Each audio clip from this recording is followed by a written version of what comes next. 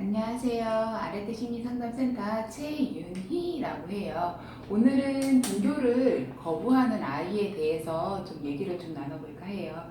우리 아이가 어린이집이나 유치원, 학교를 가야 되는데 학교나 유치원, 어린이집을 안 가고 안 가겠다고 때를 쓰거나 안 간다고 하는 경우가 발생되는 경우가 있는데 이 부분에 대해서 오늘 좀 얘기를 좀 나눠볼까 해요. 우선은 제가 누누이 얘기하는 부분. 첫 번째로 상황을 파악해야겠죠. 상황을 파악해야 되는데 이 상황을 파악하기 전에 나이도 좀 중요해요. 예를 들어 우리 아이가 영유아 쪽인지 아니면 우리 아이가 청소년인지에 따라서 좀 보이는 증상하고 그런 부분이 좀 다르거든요. 그래서 첫 번째로 봐야 하는 부분은 만약에 우리 아이가 어린 아이다라고 한다면 아이가 새로운 환경에 대한 어떤 거부감 반응이나 아니면 무서움을 좀 느끼는 아이일 수도 있고요. 기질적으로 불안이 좀 높은 아이일 수도 있어요.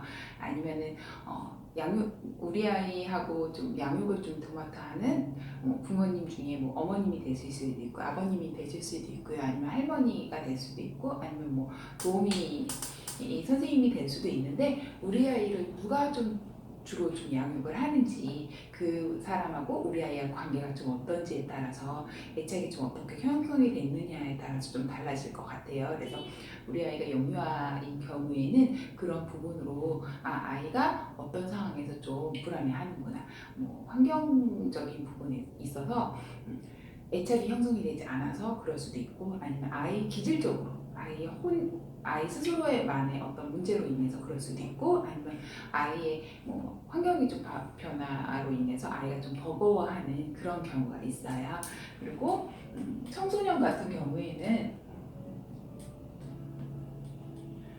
종류가 좀 되게 많아요. 그러니까 친구들하고 어떤 관계에 있어서 좀 갈등이 좀 빈번하게 일어나서 학교 가는 거 너무 스트레스 받아 그래서 아이가 등교를 거부할 수도 있고요. 아니면 공부를 하긴 해야 되는데 공부를 좀 잘 무언가 배우는데 그 부분을 좀 잘 모르겠고 재미없고 그러면 아이가 학교를 좀 거부하는 경우가 있고요. 청소년 시기에는 아무래도 진로를 탐색하고 진로를 좀 결정해야 되는 그런 부분이 있는데 그런 거로 인해서 스트레스를 좀 받아서 아이가 학교 가는 걸 거부할 수도 있어요. 아니면 학교 내에서 어떤 폭력을 좀 당한다든지 아니면 왕따를 좀 당한다든지 그런 기타 등등의 문제로 인해서 아이가 학교를 거부할 수 있는데 여기에서 영유아든 청소년이든 공통점은 신체적인 증상을 좀 일으키는 경우가 있어요. 학교 가기가 너무 싫어서 배가 아프다든지 머리가 아프다든지 아니면은 구역질 으악으악하는 구역질을 좀 한다든지 그런 신체적인 증상을 좀 호소하는 경우가 있고요.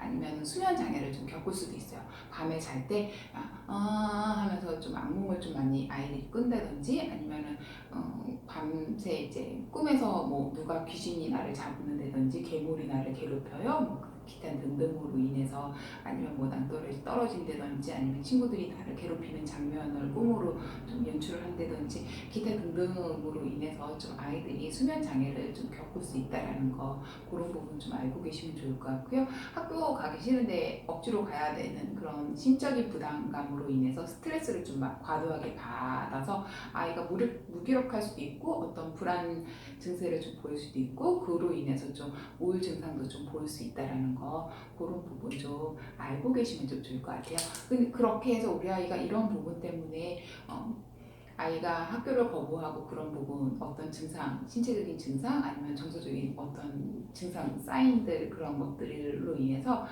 우리 아이가 너무 힘들어하고 있구나라고는 알고 있는데 이거를 해결을 해야겠죠. 해결 방법도 나눠질 수 있어요. 만약에 영유아 같은 경우로 좀 영유아 아이들이 할 수 있는 거, 청소년 아이들이 할 수 있는 거로 좀 나눠볼 수 있는데 이걸 우선 나눠서 얘기하기 전에 첫 번째로 우선은 보통 사람들이 선호하지 않는 거 약을 좀 복용하는 방법이 있어요. 이 약을 복용한다는 거는 좀 심할 때 보통 약을 복용하는 경우가 있는데 우선은 정신과에서 약을 복용할 수도 있고요. 아니면 요즘에는 내과에서 좀 잠을 못 자거나 아이가 좀 심리적으로 좀 힘들어하거나 어떤 신체적인 증상을 좀 보여서 내과에서 아이가 배가 아파요 라고 얘기하면 배가 아프니까 배가 아프지 않는 어떤 내과에서 좀 지어줄 수 있는 약이 될 수도 있고요. 아니면 머리가 아파요 라고 해서 두통약이나 그런 거를 병원에서 좀 처방을 받을 수는 있어요. 그래서 그런 부분도 있고 요즘에는 내과에서도 그 병이 좀 많이 좀 진행이 좀 심하거나 아니면 힘들어하거나 그러면 신경 안정제를 좀 정말 그러니까 정신과보다는 약한 정말 미약하게 처방해 주는 것들도 있거든요. 그래서 그런 부분 우리 아이들이 좀 심리적으로 좀 안정을 취할 수 있다는 거 알고 계시면 좀 좋을 것 같고요.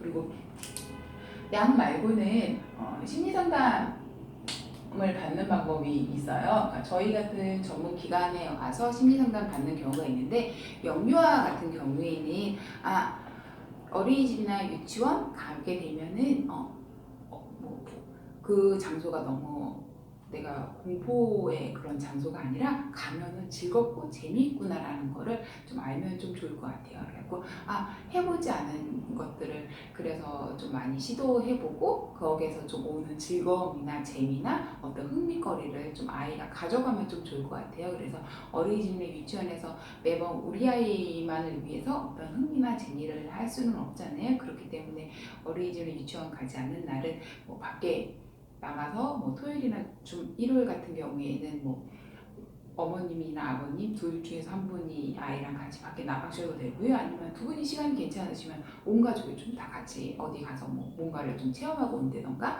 그럴 때 아이가 혼자서 하는 게 힘들면 부모님이 아이 시선에 맞춰서 뭔가를 좀 같이 하는 것도 어떻게 보면 한 가지 방법일 수 있거든요. 그렇게 해서 좀 어떤 즐거움을 좀 아이가 좀 알 수 있게끔 하면 좀 좋을 것 같아요. 그래서 아이가 천천히 좀 적응할 수 있게끔 하는 방법이 있어요. 그래서 심리상담 같은 경우에는 저희 센터는 문이 좀 각 방마다 문에 좀 아이들이나 어머님들이 볼 수 있는 그 창이 조그마한 창이 있거든요. 그래서 그 창을 통해서 엄마가 밖에 있는지 없는지 확인하는 아이들이 있어요. 그리고 분리불안이나 아니면 좀 부모님이나 나하고 좀 우리 가족 중에 나가 다른 방에 있는데 그 방에는 아무도 없으면 아이가 되게 불안해하는 아이들도 있어요. 그래서 처음 분리불안이 좀 심한 아이들은 울고 난리가 나요. 그래서 옆에 저희 학원이 있는데 학원에서 혹시 아이 우는 소리가 많이 심하게 들리는데 괜찮으시냐고 이렇게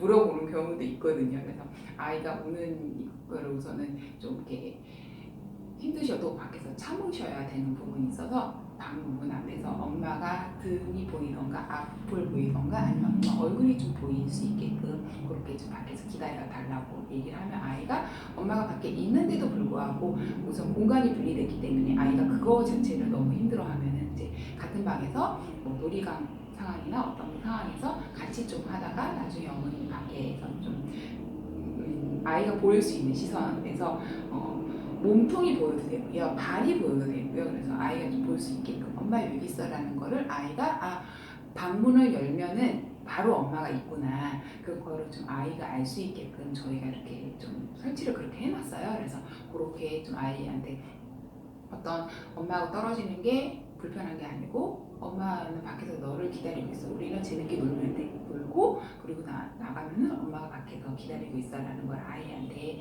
알려주면 아이가 거기서 조금씩 안정을 취하면 이제 어머님은 방문이 아니라 문 밖에 대기실에 있는 의자에 좀 잠깐 앉아 있다든지 그렇게 하면 이제 아이가 놀이를 한다든지 언어치료를 한다든지 하고 나오면 엄마가 밖에 있구나 나를 기다리고 있구나 그렇게 해서 좀 이렇게 진행하는 부분이 있거든요. 그렇게 해서 하는 부분이 있고 청소년 같은 경우에는 우선 아이 마음을 좀 알아주셔야 돼요. 그러니까 왜 학교를 가고 싶지 않은지에 대해서 너가 이런 부분 때문에 스트레스를 너무 많이 받겠다 얼마나 힘들었겠니 그러면서 아이 마음을 좀 알아주고 어떻게 이 문제를 좀 해결 해결해 나가면 좀 좋을지 방법들을 좀 강구해 나가면서, 그러면 약이 필요하면은 약을 좀 처방을 하는데, 약이 굳이 필요 없으면 아이가 어떤 문제 해결을 좀 스스로 좀 해결할 수 있게끔 옆에서 상담 선생님이 좀 도와줘서 아이가 그거를 좀 직접적으로 해봤을 때 어땠었는지, 그런 방법들을 좀 구체적으로 어떻게 하면 좀 더 좋은 방법을 좀 아이가 선택할 수 있을지, 그런 부분을 좀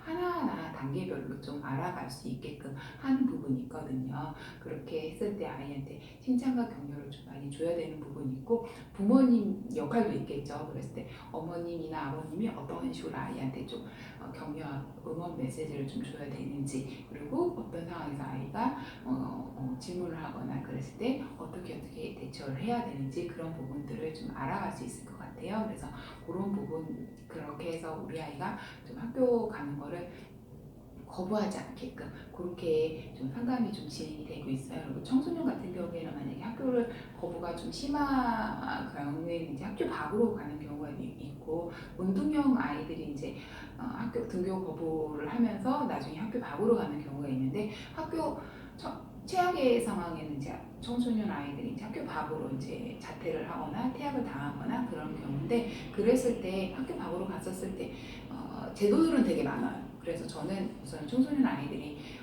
학교를 그만두었을 때 어떻게 하면, 그 다음에는 어떻게 생활을 할 건지 그게 정확하게 명확하다고 한다면 저는 학교 밖으로 나와도 상관은 없다고 생각하지만, 그렇지만 우리나라는 아직까지 학교를 나왔는지 안 나왔는지가 중요하기 때문에 학교 다니는 걸 좀 권장하는 부분이 있으니까 그렇게 좀 알고 계시면 좀 좋을 것 같아요.